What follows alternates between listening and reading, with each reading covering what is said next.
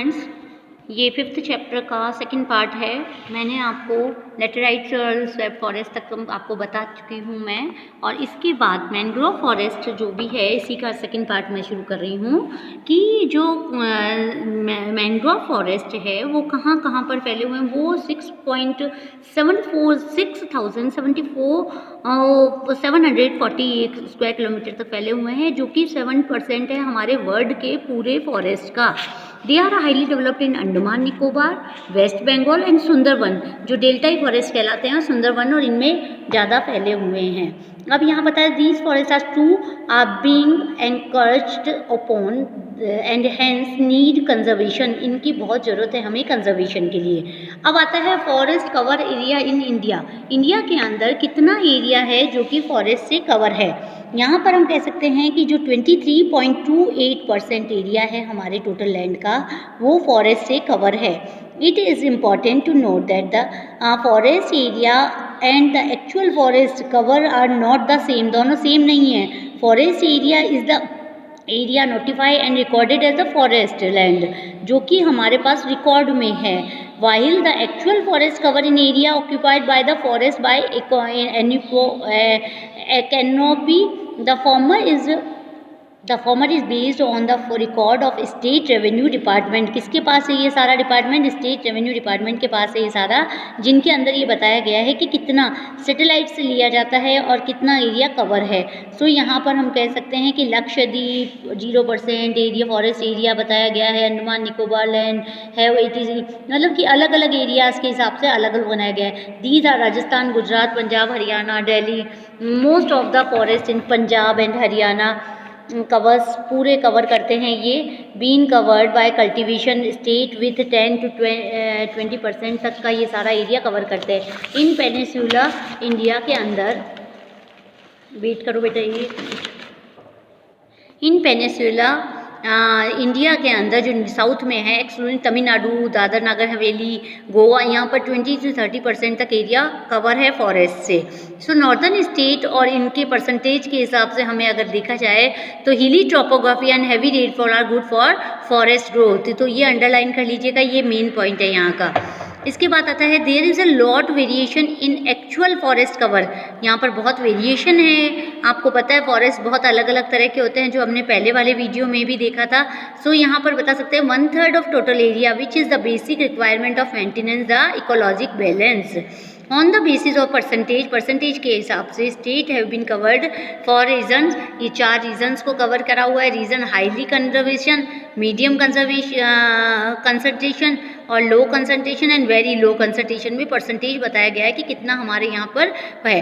अब आता है फॉरेस्ट कंजर्वेशन। फॉरेस्ट कंजर्वेशन क्या होता है आपको पता है? जैसे हमने सॉइल कंजर्वेशन पढ़ा था, फॉरेस्ट कंजर्वेशन भी है कि बचाव, जंगल का बचाव हम कैसे कर सकते हैं।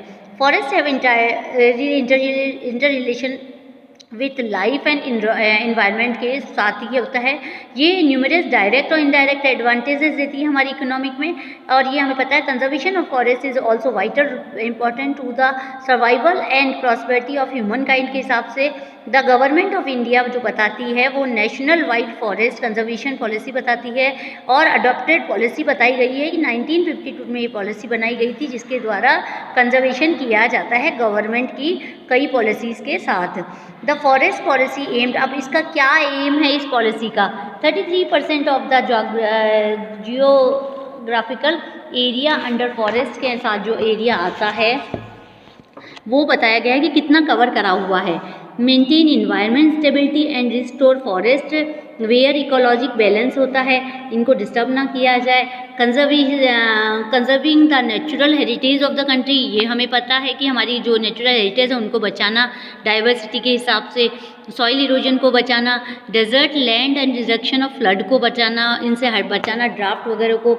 Increasing for forest cover through, और फॉरेस्ट एरिया को बढ़ाना through social forestry and afforestation degraded land.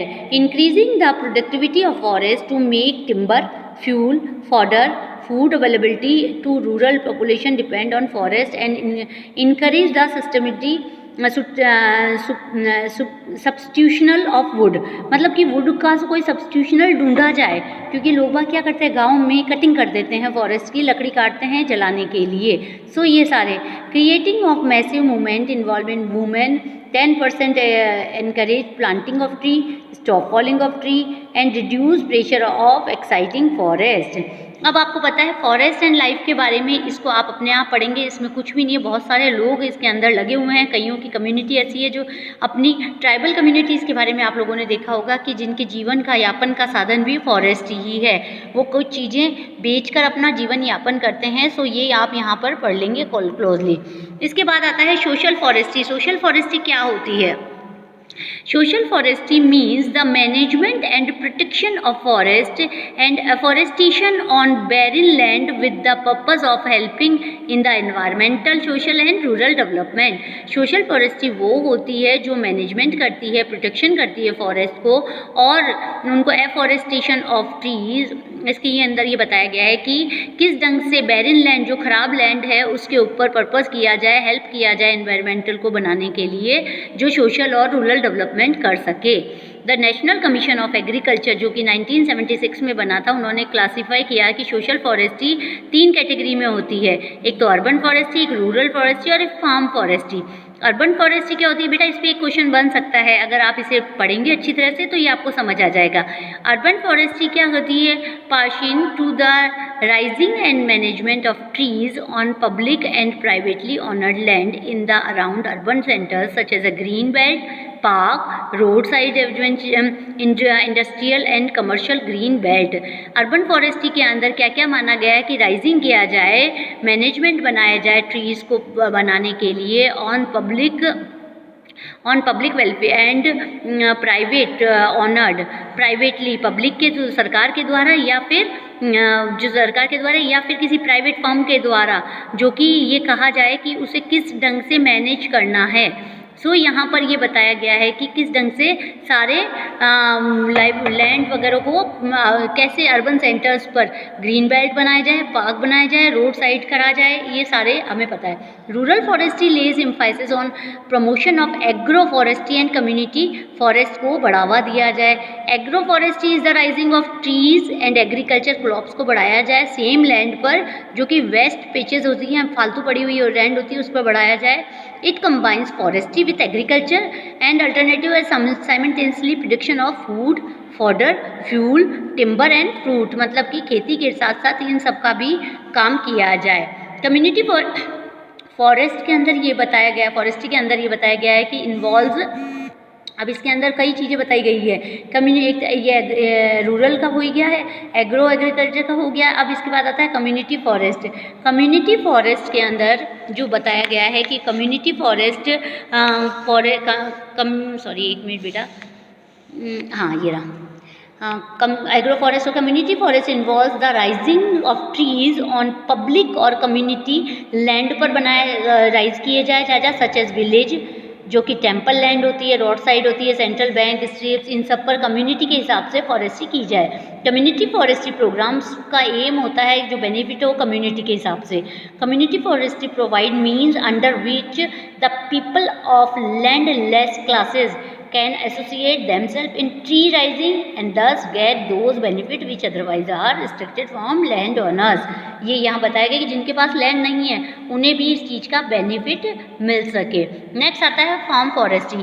Farm forestry के अंदर ये बताया गया है कि फार्म फॉरेस्ट्री अप्लाइज करती है which farmers grow trees and commercial and non commercial purpose, जो कि किसानों के लिए खेती का काम हो है कि वो कमर्शियल भी हो और नॉन कमर्शियल पर्पस से वो फार्म लैंड के ऊपर कार्य किया जाए। फॉरेस्ट्री डिपार्टमेंट जो होता है वो ट्रिब्यूट करता है, सीडिंग देता है, ट्रीज़ का फ्री में कॉस्ट में देता है। आपने देखा होगा कि किसानों को हर चीज़ फ्री में प्रोवाइड की जाती है, जिसमें बीज खाद वगैरह भी होते हैं। और कई लैंड होती है जो कि agriculture field, grass land, pasture, इनके आधार पर उन शेड बनाए जाते हैं जो कि ट्रीज़ और नॉन कमर्शियल फार्म फॉरेस्ट्री बनाई जाती है। सो स्टूडेंट कवर हुआ हमारा ये वाला भी। अब आगे आता है हमारा wild life. So next video में वाइल्ड लाइफ का बनाऊंगी। Thank you.